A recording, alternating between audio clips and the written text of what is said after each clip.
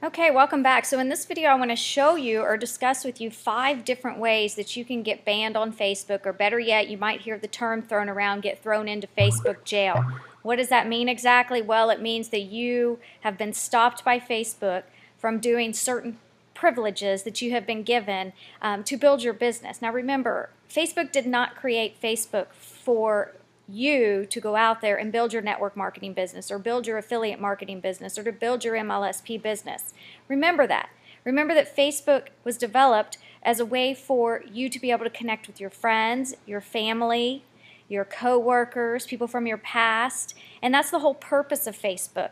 But what we're seeing now is a lot of businesses, coming online, trying to capitalize, trying to monetize Facebook, and they're not doing it the right way. All your Facebook activities ultimately should be done on your Facebook fan page. So if you don't have a fan page, I want to encourage you to go create one and stop doing activities within your personal account, because when you're doing things within your personal account, you run the risk of getting your privileges taken away, like messaging people, friend requesting people, and you get thrown into Facebook jail anywhere from a week to 30 days to permanently banned and shut down. So I don't want that to happen to you, but I do want you to be aware of some things that I see happening quite often. Number one, when you send messages to people that you don't know, you run the risk of getting thrown into Facebook jail. Let me show you exactly what I mean by that. So if you are looking to promote something and you find somebody that you want to promote to, so let's just say I'm going to go into one of these groups that I'm a part of. Alright, I don't think that I'm friends with this person here. Alright, so let's just pull up her profile. Now, I'm not a friend of this person, so let's just say I want to message this person.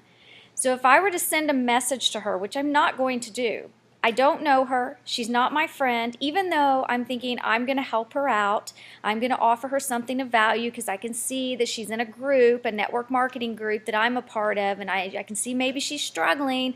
No harm, I just want to reach out to her. You can't do that. You're running a very good chance of getting thrown into Facebook jail.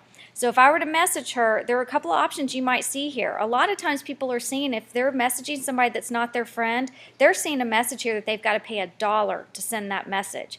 So I don't have that because I don't abuse this. So what I want to show you though, what happens is, let me go into my actual emails here. So there are people that randomly send me messages, and they're in my other box here. Now, if I go through these and take a look, here's a guy named Murray Johnson. I have no clue who he is. He's not friends with me, and he sends me a message that says hi. All right, now, all I have to do is come up here under this actions, and I could come in here and report this as spam. And I can say, mark this conversation as spam, move it to the spam folder. Or report this conversation as participants harassing me or threatening me. Report this individual message from a hacked friend or spam. Most people are going to mark this if you're sending just random messages with links in them. Or you're sending messages to people you don't know and they're not responding to your messages. You're getting strikes against you, okay? Marking this conversation as spam. If they're marking this as spam, like if I click this OK button right here, he has now got a strike against him. And all it takes, Facebook doesn't give you the exact number, but I've done some research on this, and it's roughly about 3 or 4 people. All they have to do is mark one of your messages spam. So if you send out 10 messages to somebody and 3 or 4 of those people mark that as spam, you're going to get shut down by Facebook, and you're no longer going to be able to message people, all right? So I want to be very clear on that. Don't message people if you don't know them. Your best route is just to go see if they have a fan page and comment to them on their fan page. Or, sometimes you can come in here and you can actually click on the person's profile and you can actually subscribe. Now, this person doesn't have that set up, but you can subscribe to their personal page. That is an option. Let me go back here and see if this person has it so I can show you what I'm talking about. No, this one doesn't either. There's a subscribe button here sometimes, and that sometimes gives you the capability of actually communicating with them on their personal page. But, that's like your second choice. Your first choice should be ultimately build yourself a fan page. Do all your business on your fan page. The next one is using a Facebook feature too fast. This is a way to get blocked from using that feature again. What do I mean features? Well, if you're out here and you're let's say we're on the My Lead System Pro fan page right now, and you're interacting during one of their awesome webinars they have on a Wednesday night, and you're commenting here, then you're going through all these people that have commented here, and you're responding to them all, Facebook can say, whoa, stop right now. We've blocked your privileges right now. You're commenting way too fast. Slow down. So that's with any kind of feature. Any kind of feature that you're using on Facebook. If you go too fast, you run the risk of getting that message. The next one is requesting friends that you don't know. This is in line with also sending messages. Let me show you an example. So if I go under here to see all my friend requests here, you're going to see I have quite a few. I don't know these people. This person wants to connect with me. Why?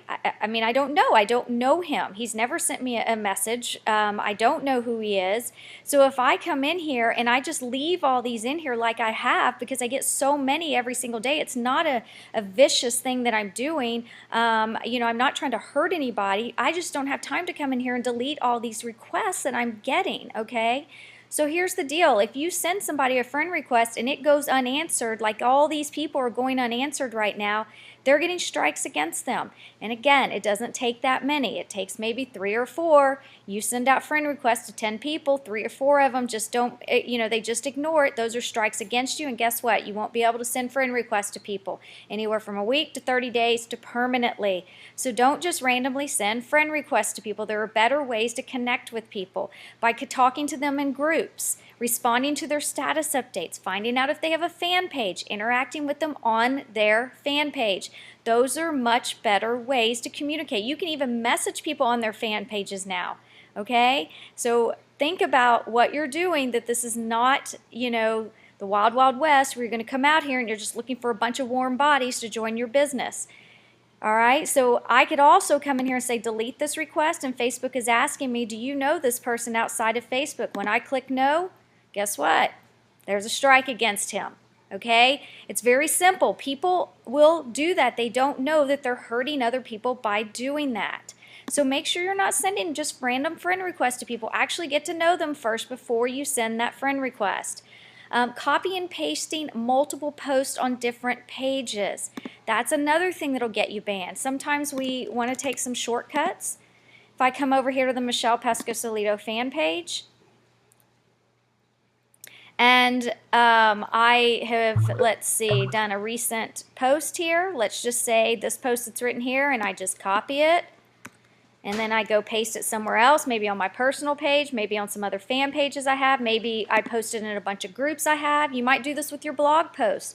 Again, that can halt you in your tracks. Facebook will say, whoa, stop, no more multiple posts. And they might flag your URL that you're doing there as a spammy URL. And you don't want your URL to be marked as spam, because what will happen is, number 5, your URL will permanently be banned from placing it in Facebook. And I can tell you right now that there are several URLs out there that we cannot post. Here's one right here, I know, because a lot of people spammed this link right here. And if I were to try to post it and I clicked post, it would say, I mean, that's not mine, but it would say, this URL is blocked on Facebook. There's a lot of Infusionsoft. If you're an affiliate marketer and you try to put up some Infusionsoft links or ClickBank links, they are banned on Facebook, all right? How do they get marked? How do they get banned? Well, all it takes is when people are in their home on their news feed and they just come through here and they see something in their news feed from a person that they don't really know because maybe they accepted them as a friend, which they probably shouldn't have. All they have to do is come up here, and let's just show one right here. Let's just say, let me find a link here. Still going through. So I don't have a lot. Okay, here's a link here. Let's say I click on this arrow here and I report this as spam. What will happen is this will be a report that can get filed, and I can say, look, I don't like this photo, this is spam or a scam, and I hit continue, and now that link that that person has been posting up on their on the page that I'm seeing in my news feed, is now running the risk of getting banned completely on Facebook. That's not to say that you can't post your links on Facebook. You can do that, but just make sure that you're actually giving some sort of value with that link. You know, if you're posting, for example, a blog post on your fan page that you know is going to show up in your fans' news feed, you know, add a little more information to it. So like, for example, I did one here where I said, let's see, you know, just got asked to be part of a social media panel on Friday night at the AMP National Convention event here in Dallas. I posted the link. So if you're here in Dallas or can get here the first weekend in March, come. The ticket prices are insane for a full weekend of events. So you can see that I gave some value here. So the likelihood of somebody going, oh, well, that's spam, you know, they're not going to do that. Somebody's going to mark something like spam if you go, oh my God, you can generate, you know, $10,000 income in 30 days, click here. That's kind of spammy. So don't be afraid to put links up there. Just make sure that you're really taking time to put some copy into it, to put some descriptions into it. And that way you're going to be safe. But I just wanted to kind of go through these 5 ways that you can get thrown into Facebook jail. The whole thing that I want you to take from this, my friends, is to actually build relationships with people before you start throwing your link out in front of people's faces, before you start messaging them, before you start adding them as friends. Don't treat Facebook as, okay, there's 1 billion people on Facebook, they're warm bodies, I want to recruit every single one of them to my business. Don't treat it that way. Come onto Facebook, build relationships first, deliver the value first, practice attraction marketing, and people will come to you for the value that you provide. So that's all I have for today in this training. I'll talk to you soon. Bye-bye.